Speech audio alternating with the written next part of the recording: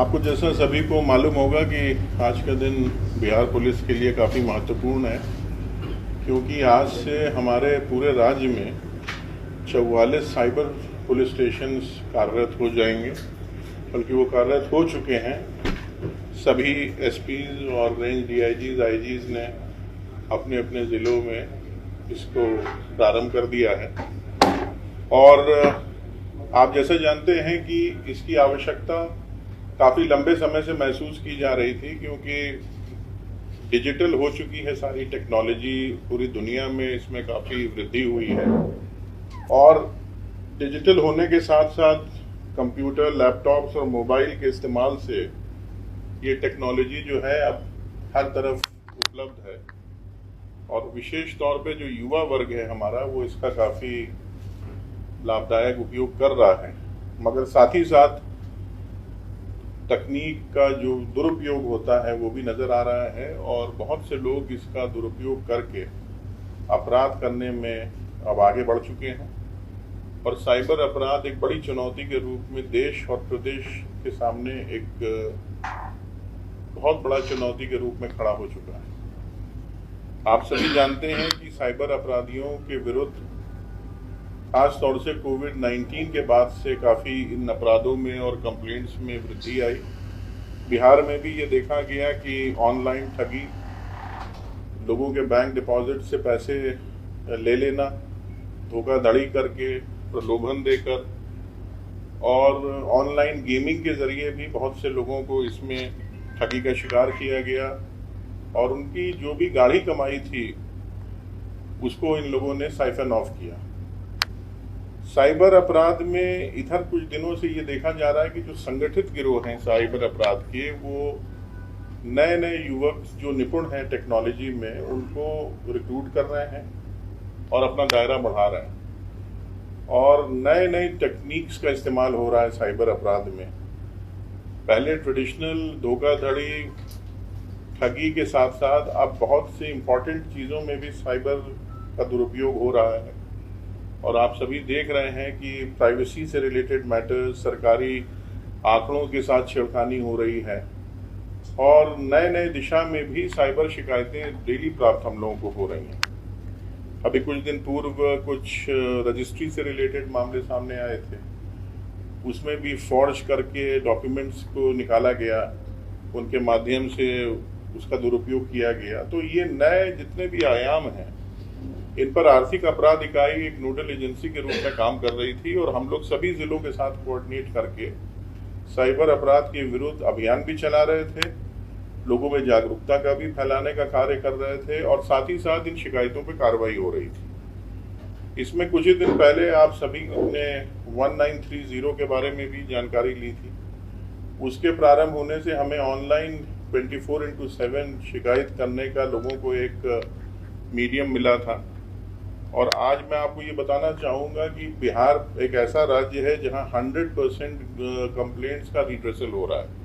ये BPRND ने भी सर्टिफाई किया है कि हमारे यहाँ जितनी कंप्लेंट्स आ रही हैं टेलीफोन के ज़रिए, ऑनलाइन या मेल के ज़रिए, उन सभी कंप्लेंट्स को एंटरटेन किया जा रहा है, उन पर कार्रवाई हो रही है।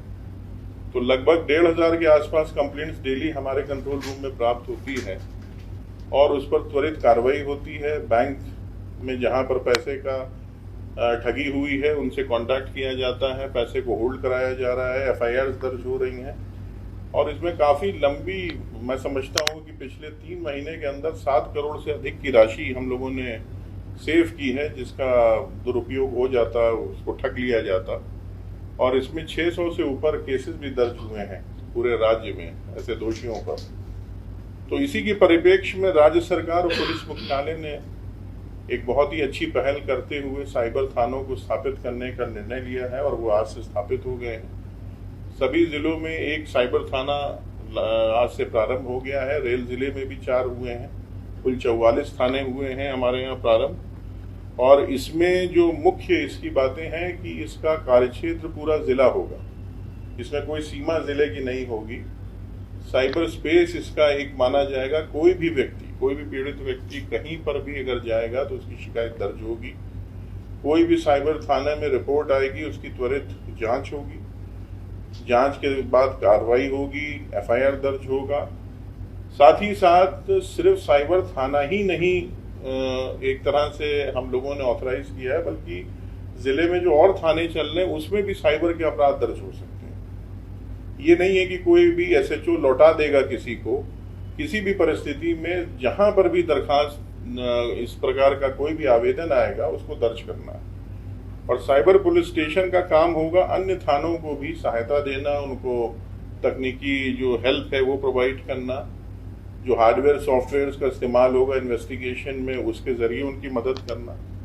और जनता के लिए सुविधा के रूप में बहुत सी चीज़ें हम लोगों ने रखी हैं जिसमें वो किस तरह से अपना आवेदन दे सकते हैं। कोई भी व्यक्ति लिखित आवेदन दे सकता है, डाक के जरिए भेज सकता है, ऑनलाइन भेज सकता है, ईमेल के जरिए भेज सकता है। और इसमें महिला, बच्चे, किसी से भी संबंधित अपराध जो साइबर क्षेत्र में हुआ है वो भी दे सकता है। महिलाओं के लिए विशेष तौर पे ये रखा गया है कि अगर उनकी तरफ से आवेदन या शिकायतें मिलेंगी तो उनको थाने पे ना बुलाया जाए, थाना के पदाधिकारी स्वयं उनके पास जाएंगे, उनकी बात सुनेंगे और उस पर कार्रवाई करेंगे। इसी के अलावा इसमें और जो क्राइटेरियाज हम लोगों ने रखे हैं कि किस प्रकार के मामलों को ये देखेगा, इसमें ऑनलाइन और इंटरनेट से संबंधित वित्तीय अपराध की जो भी शिकायतें हैं वो इन थानों में दर्ज होंगी। महिलाओं के विरुद्ध ऑनलाइन इंटरनेट उत्पीड़न से संबंधित शिकायतें, बच्चों के विरुद्ध जो ऑनलाइन और इंटरनेट से रिलेटेड अपराध हैं वो सारे इसमें दर्ज हो सकते हैं। इंफॉर्मेशन टेक्नोलॉजी का जो आईटी एक्ट है वर्ष 2000 का, उसके सभी जितने भी प्रावधान हैं उनके तहत इसमें कांड दर्ज होंगे। सूचना प्रौद्योगिकी, नेटवर्क, कंप्यूटर संसाधन, कंप्यूटर सिस्टम से रिलेटेड अगर किसी तरह के कोई मामले सामने आते हैं, उसमें अपराध की बात सामने आ रही है तो वो सारे दर्ज होंगे। और इसके अलावा पुलिस अधीक्षक अगर उनको ऐसा लगता है कि साइबर का दुरुपयोग करके कहीं पर भी आपराधिक घटनाएं की जा रही हैं तो वो ऐसे मामलों को भी दर्ज करा सकते हैं। और मैंने जैसा बताया कि इसमें किसी भी तरीके से कंप्लेंट दी जा सकती है, चाहे अपना वो आवेदन दें, लिखित दें, बाय पोस्ट भेजें, जैसे भी भेजेंगे वो सारे दर्ज होंगे, उन सब पे कार्रवाई होगी। सभी थाना अध्यक्षों को ये हिदायत दी गई है कि कोई भी किसी की भी शिकायत को वापस नहीं कर सकता है, उसको दर्ज करना ही होगा।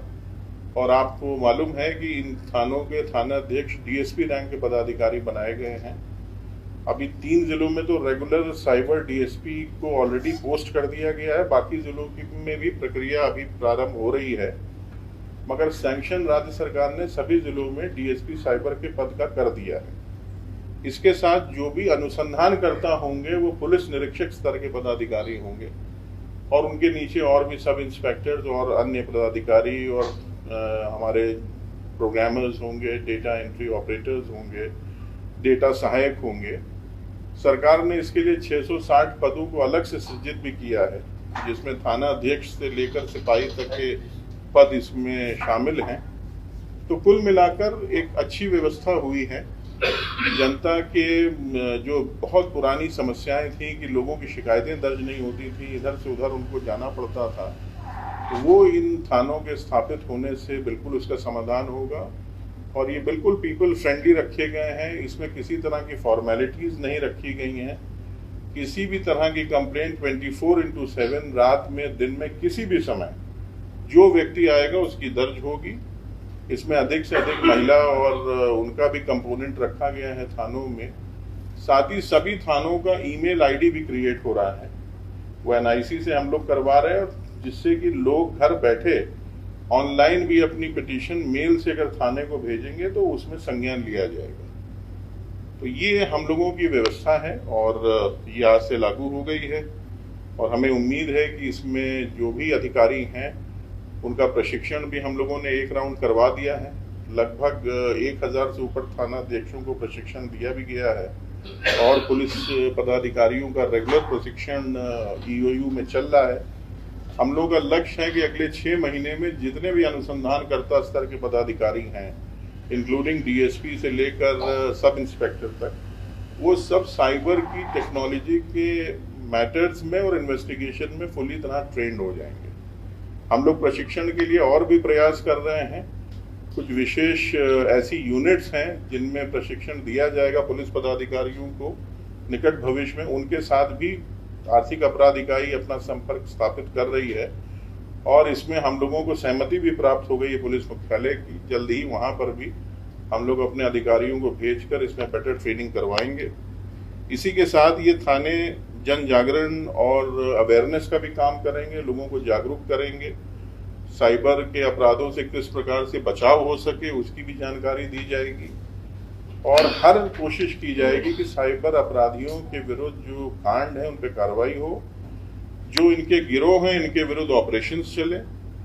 सभी साइबर थानों के पास अपना बल, गाड़ी, सारी चीजें दी गई हैं।